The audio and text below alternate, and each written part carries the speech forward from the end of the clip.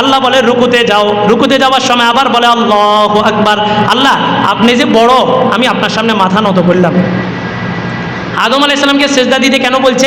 বলে যে আদম তোমাদের চাইতে বেশি জ্ঞানী, জ্ঞান বেশি হওয়ার কারণে আদমকে কি করো? সেজদা করো। এখন বান্দাকে আল্লাহ বলেন যে রুকু দাও, রুকু দিস। বান্দা রুকুতে যায়, আল্লাহ বলে যে তুমি বলো সুবহান রাব্বিয়াল আযীম। বান্দা বলে কেন বলবো? আমরা কি করি না, স্বার্থ ছাড়া কোনো কাজ করি না। আল্লাহু আকবার। রাসূল বলেন মান সাব্বাহা ফির রুকু ফাকাল আল্লাহু সুবহানাহু ওয়া তাআলা সাব্বাহতানি সাব্বাহতুক সাব্বাহতানি সাব্বাহতুক।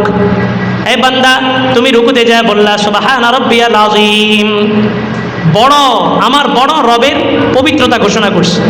আল্লাহ বলেন বান্দা তুই পবিত্র ঘোষণা দিলেও আমি পবিত্র, না দিলেও আমি পবিত্র, তবে তুই যেহেতু আমাকে পবিত্র ঘোষণা দিলি সাব্বাহতানি সাব্বাহতুক, আমি তোর জীবনের সব গুনাহ মাফ করে দিয়ে তোরেও পবিত্র করে দিলাম। তাহলে রুকু দিলে লাভ আছে না লস আছে? প্রত্যেকবার বান্দা বলে সুবহান রাব্বিয়াল আযীম, আল্লাহ বলে সাব্বাহতানি সাব্বাহতুক, আমাকে পবিত্র ঘোষণা দিলি আমিও তোকে কি করলাম? পবিত্র করে দিলাম। এরপরে মুসলিম শরীফের এক হাদিস, রাসূল বলেন কোনো পাপিষ্ঠ কোনো গুনাহগারকে আল্লাহ তাআলা আল্লাহর কুদরতি পায়ে সেজদা দেওয়ার সুযোগ দেন না। তাহলে আমরা দেখি আমরা সারাদিন গুনাহ করার পরও আবার মসজিদে এসে কি দিতেছি? সেজদা দিতেছি। তো এবার দেখেন হাদিস মিলিয়ে দেখেন, রুকুতে যখন গেছি আল্লাহ আমাদের জীবনে সব গুনাহ মাফ করে দিয়ে আমাদেরকে কি করছেন? পবিত্র করে দিয়েছেন। এবার সেজদায় চূড়ান্ত নত স্বীকার করছি, মাথা একদম নত, নাকে খত দিয়ে দিছি। আল্লাহ আপনি বড়, আপনার সামনে আর কিচ্ছু নাই, আপনার সব কিছু মেনে নিলাম, সিলিন্ডার এই যে আপনার পায়ে সেজদা দিলাম। আল্লাহ বলে বলো সুবহান রাব্বিয়াল আলা, তুমি সুবহান রাব্বিয়াল আলা বলো। বান্দা আবার বলে কেন বলবো?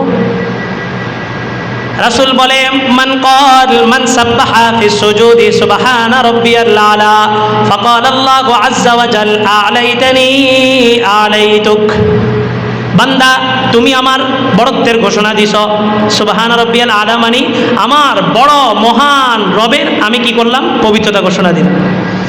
আল্লাহ বলে তুমি আমার বড়ত্বের ঘোষণা দিলেও আমি বড়, না দিলেও আমি বড়, তবে তুমি যেহেতু আমাকে ঘোষণা দিছ তো শুনো আলাইতানি আলাইতুক, তুমি আমার বড়ত্বের ঘোষণা দিছ, এই কারণে আমি তোমাকে মানব জাতির ভিতরে বড় বানায় দিলাম।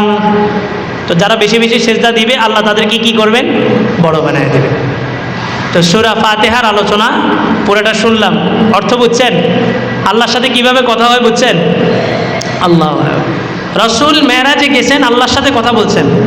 আল্লাহ বলছেন ফাকানা কাবা কাউসাইনি আও আদনা, একটা ধনুকের দুই প্রান্তের যতটুকু দূরত্ব তার চাইতেও কম দূরত্ব ছিল।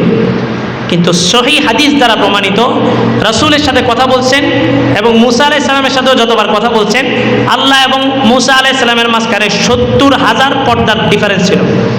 আর এক একটা পর্দার থেকে আরেকটা পর্দার দূরত্ব ছিল ১,০০০ বছরের রাস্তা। তাহলে ৭০,০০০ নূরের পর্দার ওই পাশ থেকে আল্লাহ কথা বলছেন। মূসা আলাইহিস সালাম বললেন আল্লাহ কখনো কি আপনি পর্দা সরায় দিয়ে কারোর সাথে কথা বলবেন? তা আল্লাহ বললেন সায়াতি জামান, অচিরেই একটা যুগ আসবে আমার হাবিব মুহাম্মদ সাল্লাল্লাহু আলাইহি ওয়াসাল্লামের উম্মত, ওই উম্মত যখন নামাজে দাঁড়াবে ইদাল মুসাল্লি ফি সলা ইউনাজি রাব্বা, ওই বান্দারা যখন নামাজে দাঁড়াবে আমি ৭০,০০০ নূরের পর্দা সরায় দিব, বান্দা সরাসরি আমার সাথে কথা বলবে। ইদাল মুসাল্লি ইয়াসজুদ আলা কদমাইর রহমান, আল্লাহ বলেন ওই বান্দাগুলা যখন সেজদা দিবে আমি রহমতের কুদরতি পা তাদের সামনে আগায় দিব, সরাসরি আমার রহমতের কুদরতি পায়ের উপরে তারা সেজদা দিবে।